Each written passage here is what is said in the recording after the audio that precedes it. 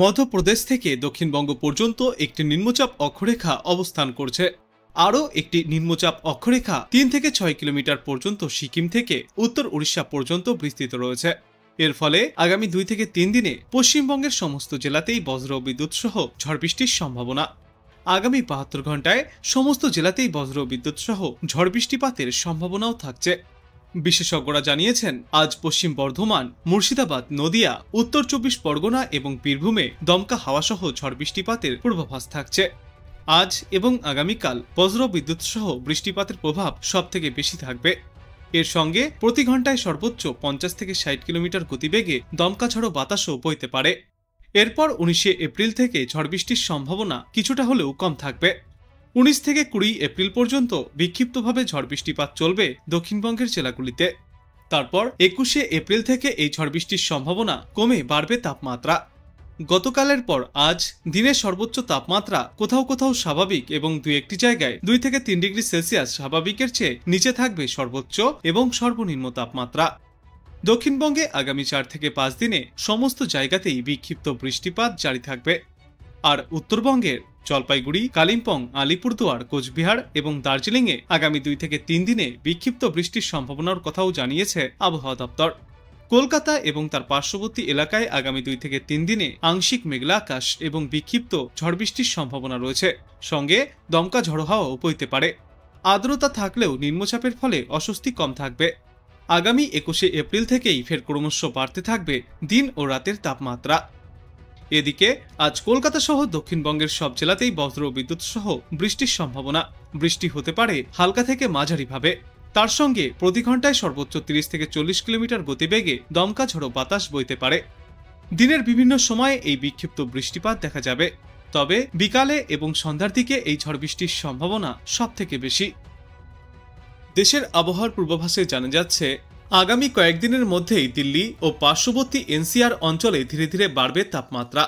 ভারতের মৌসুম ভবন অর্থাৎ আইএমডির তরফ থেকে বলা হয়েছে, আগামীকাল থেকেই বিক্ষিপ্তভাবে দাবদাহের পরিস্থিতি তৈরি হতে পারে।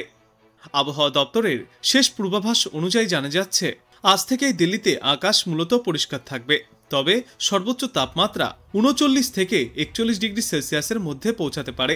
ন্যূনতম তাপমাত্রা থাকবে 22 থেকে 24 ডিগ্রি সেলসিয়াসের মধ্যে। কিন্তু আগামীকালের পর থেকে আকাশ সামান্য মেঘলা থাকার কারণে পরিস্থিতি আরও গুমোট হবে। তাপমাত্রা বৃদ্ধি পাওয়ার কারণে তাপপ্রবাহের পরিস্থিতি সৃষ্টি হওয়ার সম্ভাবনাও রয়েছে। বৃহস্পতিবার দিল্লিতে সর্বোচ্চ তাপমাত্রা 42 ডিগ্রি সেলসিয়াসেও পৌঁছাতে পারে। ইতিমধ্যেই আমজনতাকে দুপুরের দিকে বাইরে না থাকার এবং পর্যাপ্ত পরিমাণে জল পান করার পরামর্শও দিয়েছেন বিশেষজ্ঞরা। বিশেষ করে শিশু, প্রবীণ এবং অসুস্থ ব্যক্তিদের জন্য সতর্কতামূলক ব্যবস্থা নেওয়ার বার্তাও দেওয়া হয়েছে। জানানো হয়েছে, চলতি সপ্তাহে দেশের বেশিরভাগ অংশেই প্রচণ্ড গরম পড়বে। রাজস্থানে 19 এপ্রিল পর্যন্ত তাপপ্রবাহের পরিস্থিতি বজায় থাকতে পারে। গুজরাট, পাঞ্জাব, হরিয়ানা এবং পশ্চিম মধ্যপ্রদেশেও গত 15 তারিখ থেকে আগামী 18 তারিখ পর্যন্ত তাপমাত্রা খুব বেশি থাকার সম্ভাবনা রয়েছে। অন্যদিকে হিমাচল প্রদেশের চাম্বা, কাংড়া, কুলু, মন্ডি ও সিমলা জেলায় নতুন পশ্চিমী ঝঞ্ঝার কারণে ভারী বৃষ্টিপাত, বজ্রবিদ্যুৎ সহ বৃষ্টিপাত, শিলাবৃষ্টি এবং সঙ্গে কোথাও কোথাও ঘন্টায় সর্বোচ্চ 40 থেকে 50 কিমি বেগে ঝড়ো হওয়ার সম্ভাবনা রয়েছে। তাই ইতিমধ্যেই এই সমস্ত এলাকাগুলির জন্য মৌসুম ভবনের তরফ থেকে কমলা সতর্কতা জারি করা হয়েছে।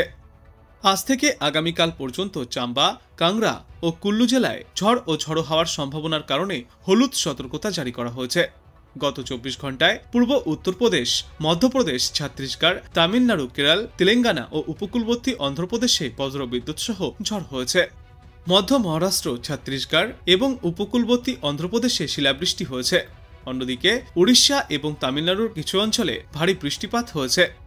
গতকালের পর আজও এই প্রায় একই পরিস্থিতি বজায় থাকবে এই সমস্ত এলাকাগুলিতে। আজ বাংলাদেশ আবহাওয়া দপ্তর সূত্রে জানা যাচ্ছে, লঘুচাপের বর্ধিতাংশ পশ্চিমবঙ্গ ও তৎসংলগ্ন এলাকা পর্যন্ত বিস্তৃত রয়েছে। মৌসুমের স্বাভাবিক লঘুচাপ দক্ষিণ বঙ্গোপসাগরে অবস্থান করছে।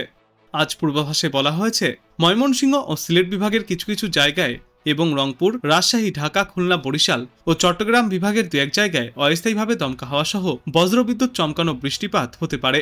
সেই সাথে কোথাও কোথাও বিক্ষিপ্তভাবে শিলাবৃষ্টিপাতও চলতে পারে। সারা দেশে দিন এবং রাতের তাপমাত্রা প্রায় অপরিবর্তিতই থাকবে। আগামীকাল ময়মনসিংহ ও সিলেট বিভাগের কিছু কিছু জায়গায় এবং রংপুর, রাজশাহী, ঢাকা, খুলনা, বরিশাল ও চট্টগ্রাম বিভাগের দু এক জায়গায় অস্থায়ীভাবে দমকা হাওয়া সহ বজ্রবিদ্যুৎ চমকানো বৃষ্টিপাত জারি থাকবে। সেই সাথে কোথাও কোথাও বিক্ষিপ্তভাবে শিলাবৃষ্টিপাতও হতে পারে। সারা দেশে দিনের তাপমাত্রা সামান্য কমবে এবং রাতের তাপমাত্রা প্রায় অপরিবর্তিতই থাকবে। তারপর আগামী 19শে এপ্রিল রংপুর, রাজশাহী, ঢাকা, ময়মনসিংহ, বরিশাল, খুলনা, চট্টগ্রাম ও সিলেট বিভাগের দু এক জায়গায় অস্থায়ীভাবে আংশিক মেঘলা আকাশ সহ বিক্ষিপ্তভাবে বজ্রবিদ্যুৎ চমকানো বৃষ্টিপাতও জারি থাকবে। সেই সাথে কোথাও কোথাও বিক্ষিপ্ত শিলাবৃষ্টিও দেখা যাবে। সারা দেশে দিনের তাপমাত্রা অপরিবর্তিতই থাকবে আর রাতের তাপমাত্রা সামান্য বাড়বে। আগামী 20 এপ্রিল ময়মনসিংহ ও সিলেট বিভাগের কিছু কিছু জায়গায় এবং রংপুর, রাজশাহী, ঢাকা, খুলনা, বরিশাল ও চট্টগ্রাম বিভাগের কিছু কিছু জায়গায় অস্থায়ীভাবে দমকা হাওয়া সহ বজ্রবিদ্যুৎ চমকানো বৃষ্টিপাত হতে পারে। সেই সাথে কোথাও কোথাও বিক্ষিপ্তভাবে শিলাবৃষ্টিও দেখা যাবে। সারা দেশে দিন এবং রাতের তাপমাত্রা সামান্য বৃদ্ধি পাবে। এর পরবর্তী দিন 5 পূর্বাভাসে বলা হয়েছে এই সময়ের শেষের দিকে বৃষ্টিপাতের প্রবণতা কমতে পারে এবং ক্রমশই তাপমাত্রা বৃদ্ধি পাবে সমগ্র বাংলাদেশ জুড়ে।